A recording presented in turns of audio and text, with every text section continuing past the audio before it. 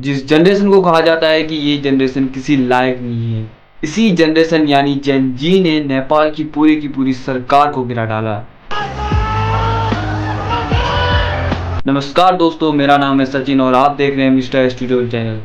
नेपाल में इतना प्रोटेस्ट हुआ कि नेपाल के प्रधानमंत्री केपी शर्मा ओली को जो है इस्तीफा देने पर मजबूर कर दिया गया। और तो और जनता ने इतनी भड़ास निकाली कि पीएम को जो है आर्मी हेलीकॉप्टर से लटका कर नेपाल से बाहर निकालना पड़ा। क्योंकि एक बड़ी जानकारी मिल रही है नेपाली मीडिया के हवाले से। ये जानकारी है कि नेपाल के पीएम ओली देश छोड़कर भाग चुके हैं और प्रोटेस्ट इस हद तक बढ़ गया कि प्रधानमंत्री के घर तक का आग लगा दी गई और फाइनेंस मिनिस्टर को तो रोडों में दौड़ा दौड़ा कर चप्पल से मारा गया।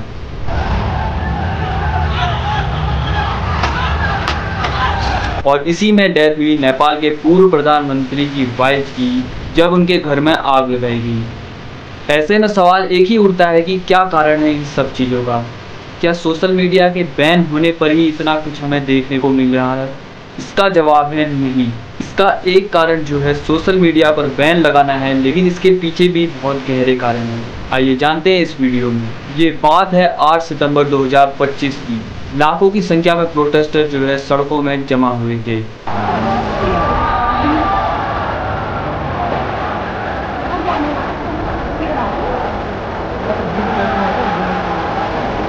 इनमें से ज्यादातर लोग 20 से 25 साल की उम्र के थे, जिन्हें जेन जी कहा जाता है। इस प्रोटेस्ट को जो है हामी नेपाल नाम के एक एनजीओ ने जो है ऑर्गेनाइज किया था। ये प्रोटेस्ट एकदम शांति से हो रहा था, लेकिन सरकार के द्वारा पुलिस को इन्हें रोकने के लिए भेजा गया और पुलिस ने जो है इन्हें रोकने के लिए वाटर कैनन, रबर बुलेट और गैस का प्रयोग किया।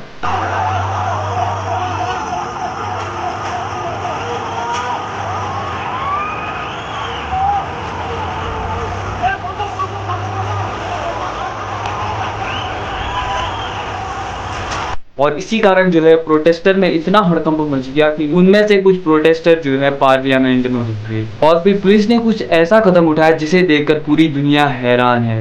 पुलिस जो है ओपन फायर कर देती है प्रोटेस्टर पर, जिससे कम से कम 19 प्रोटेस्टर की जान चली जाती है और 400 लोग घायल हो जाते हैं। मरने वालों में से एक बच्चा 12 साल का था। जाहिर सी बात है कि इस तानाशाही को देखकर किसी का भी खून खौल उठेगा। जैसे ही ये खबर फैलती है, प्रोटेस्टर और बढ़ते जाते हैं और जो प्रोटेस्टर सिर्फ काठमांडू में थे, अब वो पूरे नेपाल में हो गए थे।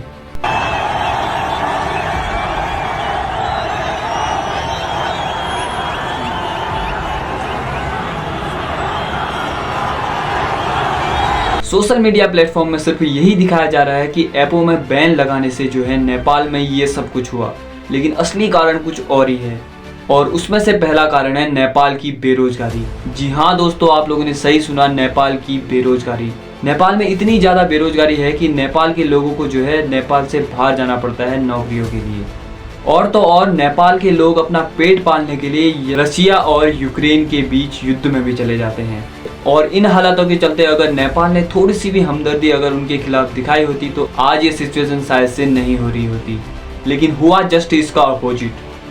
नेपाल में पॉलिटिक्स के बेटे जो है अपनी लग्जरियस लाइफ जो है शेयर करने लगे, जिसके कारण जनता में आक्रोश फैलने लग गया और जनता कहने लगी कि हम यहाँ रोजगार के लिए बाहर विदेशों तक जाने के लिए तैयार हैं और इन नेताओं के बेटे यहाँ लग्जरियस लाइफ जी रहे हैं। धीरे धीरे जब ये बात सोशल मीडिया प्लेटफॉर्म में वायरल होने लगी तो सरकार के पेट में ये बात पची नहीं। उन्होंने सारे ऐपों में बैन लगा दिया और जनता की आवाज़ को बैठाने की कोशिश की।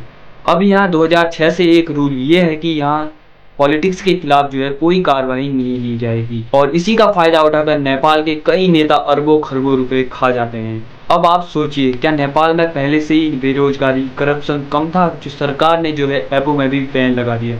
जैसे ही सरकार ने ऐपों में बैन लगा दिया तो जनता का गुस्सा 7वें आसमान में पहुंच गया।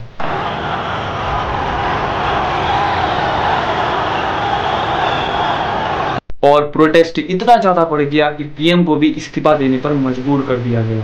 इन सब हालातों ने साबित कर दिया कि अगर जनता की आवाज़ को इस हद तक दबाने की कोशिश की जाए कि वो असहनीय हो, तो किसी भी सरकार की हालत ऐसी ही होगी। उम्मीद करता हूँ कि नेपाल की सरकार अब अच्छी बने और नेपाल के लोगों को उनका हक मिले। तो मिलते हैं अगली वीडियो में, तब तक के लिए शुक्रिया।